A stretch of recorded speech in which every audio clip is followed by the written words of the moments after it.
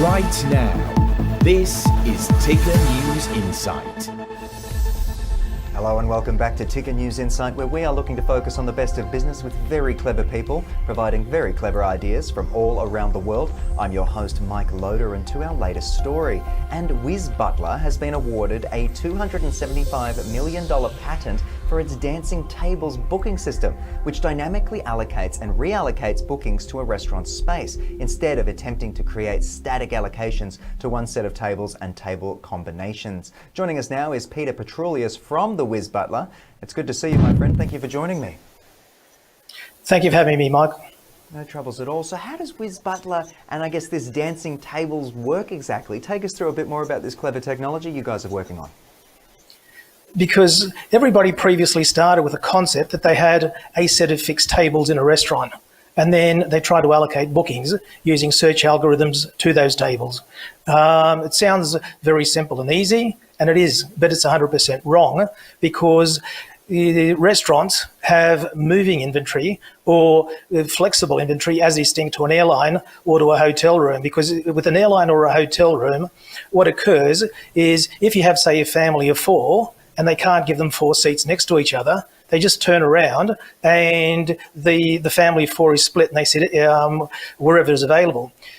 Restaurants, by contrast, if it's a family of 4, you can't split them. They have to be on the one table. So what you have to do is you have to create a table for 4. You have to have a table for 4. And then what you need to do is to actually push the other tables away from that table to create privacy for them. So a restaurant is unique because it's got what I guess I refer to as flexible inventory. Because it's flexible inventory, it's a lot harder to manage. And people have tried to manage that flexible inventory and have failed. Thankfully, we were the first that were able to succeed and achieve that. Absolutely. So where did the idea come from? Take us through a bit more about the genesis for the idea.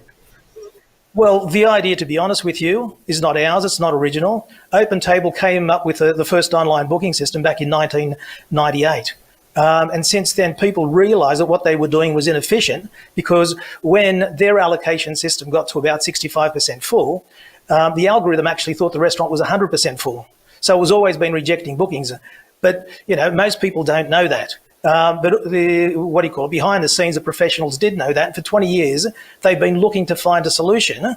And people who've tried to find a solution have included professors from MIT, Cornell, people who've written PhD theses on how to manage restaurant tables, Apple computers, IBM, Disney. They've all had a crack at it. And they'd all failed. So it wasn't our idea. Well, it's we just solved it. I think that you guys have managed to build upon it. How can this help businesses? If somebody's watching this at home and going, hey, this sounds like a really exciting piece of technology, how can it actually help them out?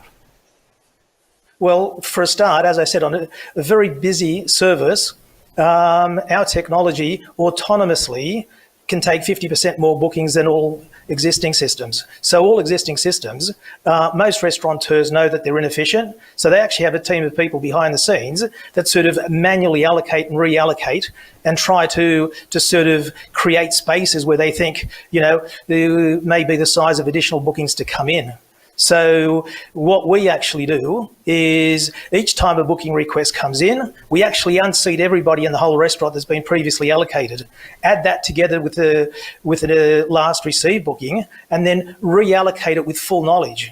I guess to put it in a different way, it's sort of like playing a game of chess. And each time your opponent makes a move, you're allowed to take all your pieces off the board, rearrange them, so then you can sort of be in a better position against your opposition. That's a very good analogy, Peter. I appreciate that one. Just to finish for me, you've been awarded a patent for dancing tables.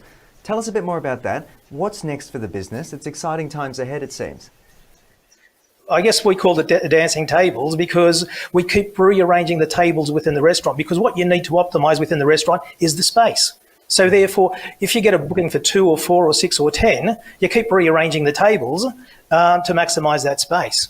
And that is the secret sauce. I guess from a customer perspective, now a customer is actually in a position where they can actually personalize their experience. So if they're really after a window table and it happens to be for 2 people or 4 people or 6 people, you can change the table next to the window to give them what they were after. So it does actually give a huge benefit to the venue owner itself, because they can maximise and get 50% more revenue than what they could previously, but it also allows personalisation for the diner. I guess, the next step for ours is really to get the message out there, so people can then see the difference between the existing systems and what's possible for them moving forward.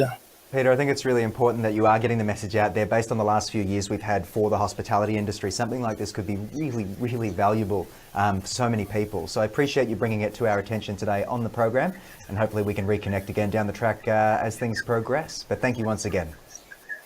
Thank you for having me. Appreciate it. And of course, thank you to all of you for tuning in. I hope you've learned something from our discussion there with Peter. I've been your host, Mike Loader, and be sure to head to tickernews.co for breaking news coming to you from right around the world. I'll of course see you again very soon. Be well.